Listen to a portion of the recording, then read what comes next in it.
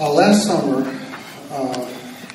Professor George Ramos, many of you knew, a very popular professor, nationally acclaimed journalist, passed away.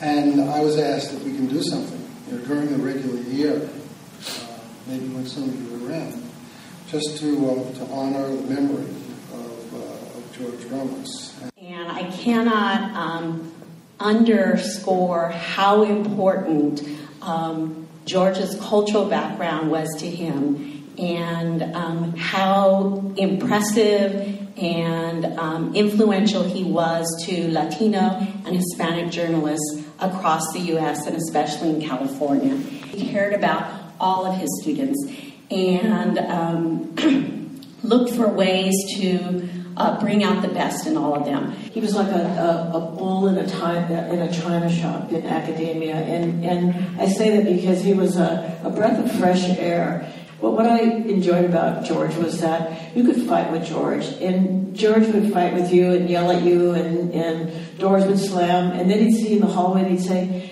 "What do you think of that Tennessee women's team?" There was an ad in the paper for a multimedia instructor to teach a class called Visual Communication. So I marched into George's office one day, sat across from his desk. He kind of looked at me askance for a little while, and he said, "What makes you think you can do this job?" And I said, "Well, I'm fresh out of grad school. I love journalism. I'm pretty hip with computers. I think I could be a good asset to the department." The conversation concluded with him looking at me and saying, "I think I'm going to give you a shot, kid."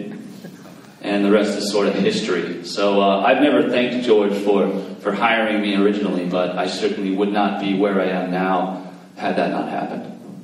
I'd like to quote from his commencement address, which to me is the essence of George Ramos.